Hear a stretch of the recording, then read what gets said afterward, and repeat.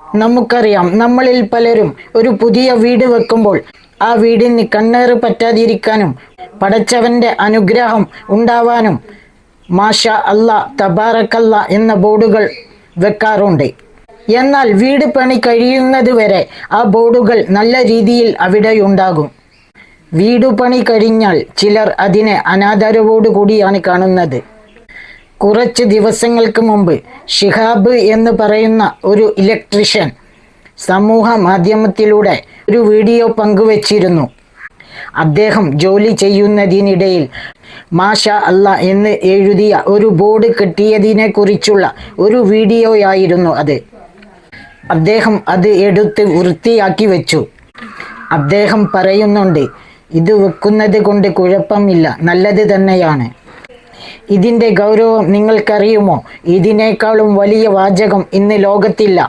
അദ്ദേഹത്തിന് മാഷാ അല്ലാ എന്നുള്ള ഈ ബോർഡ് ലഭിച്ചത് വേസ്റ്റ് കൂട്ടിയിട്ട ഒരു സ്ഥലത്ത് നിന്നായിരുന്നു. പലർക്കും വീട് പണി കഴിയുന്നത് വരെ മാത്രമേ ഇതിന്മേൽ ശ്രദ്ധയുണ്ടാകൂ, പിന്നീട് ഇതിൽ ശ്രദ്ധ കാണില്ല. അങ്ങനെയാണ് ഈ മാഷാ അല്ലാ എന്നെഴുതിയ ഈ ബോർഡും വേസ്റ്റ് കൂട്ടിയിട്ട സ്ഥലത്ത് വന്നത്. നമുക്ക് ഇതിനെക്കുറിച്ചുള്ള ഒരു വ്യക്തമായ വീഡിയോയിലേക്ക് പോയാലോ? അപ്പോൾ നമുക്ക് വീഡിയോയിലേക്ക് പോകാം. ഗൗരവമുള്ള, അതോടൊപ്പം തന്നെ നമ്മളിൽ പലരും പലപ്പോഴും അറിയാതെ വരുത്തുന്ന ഒരു തെറ്റിനെ കുറിച്ചാണ് ഈ വീഡിയോയിൽ പറയാനുള്ളത്.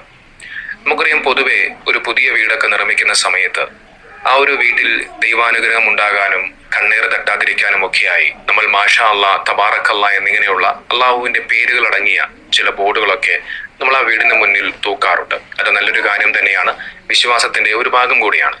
പക്ഷേ വീട് പണി കഴിഞ്ഞാലോ അതിനെ പലപ്പോഴും അനാദരവോടുകൂടി കാണുന്ന പ്രവണത ചില ആളുകളിൽ നിന്നും കണ്ടുവരാറുണ്ട്. നോക്കൂ, ഞാനിത് ഇപ്പോൾ ഇവിടെ പറയാൻ കാരണം, ഷിഹാബ് എന്ന് പറയുന്ന ഒരു സഹോദരൻ, അദ്ദേഹം ഒരു ഇലക്ട്രീഷ്യനാണ്. അദ്ദേഹം സമൂഹ മാധ്യമങ്ങളിലൂടെ 2 ദിവസങ്ങൾക്ക് മുമ്പ് ഇതുമായി ബന്ധപ്പെട്ടുകൊണ്ട് ഒരു വീഡിയോ പങ്കുവച്ചു. ആ വീഡിയോ നിങ്ങൾ ഞാനൊന്ന് കാണിക്കാം.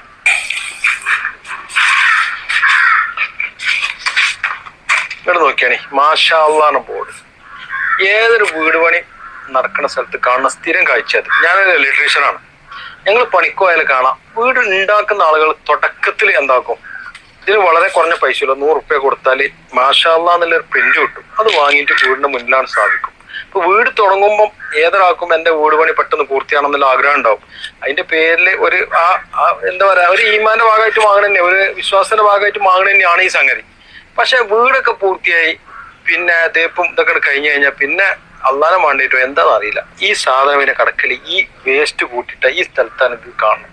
ഞാനത് കണ്ടപ്പം ഈ വേസ്റ്റിൽ ഈ കിടക്കുന്ന സ്ഥലത്തേ ഇത് ഉണ്ടായിനെ. പിന്നെ ഞാനിത് കണ്ടപ്പോൾ ഇതൊന്ന് എടുത്ത് ഇങ്ങോട്ട് വെച്ച് ഇപ്പൊ ഇത് ഉണങ്ങി വൃത്തിയായി. ഈ സാധനം വെക്കുന്നതുകൊണ്ട് കുഴപ്പമില്ല, നല്ല തന്നെയാണ്, അള്ളാന്റെ കലാമാണ്.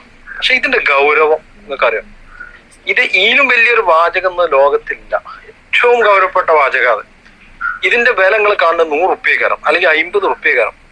പക്ഷെ പണി കയ്യോളാണ്.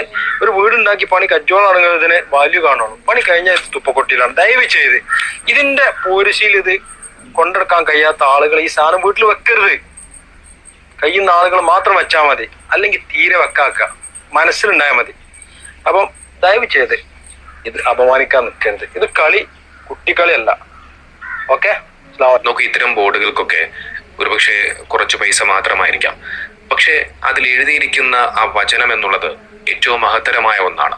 അത് നിങ്ങൾ ആരും മനസ്സിലാക്കാതെ പോകരുത്. നോക്ക്, ഇത്തരത്തിൽ പടച്ചവന്റെ പേരെഴുതിയ ആ ഒരു ബോർഡിനെ ആവശ്യമുള്ളപ്പോൾ മാത്രം ഉപയോഗിച്ചതിന് ശേഷം പിന്നീട് അതിനെ എടുത്ത് ചവറ്റുകുട്ടയിലേക്ക് തള്ളാനുള്ളതല്ല.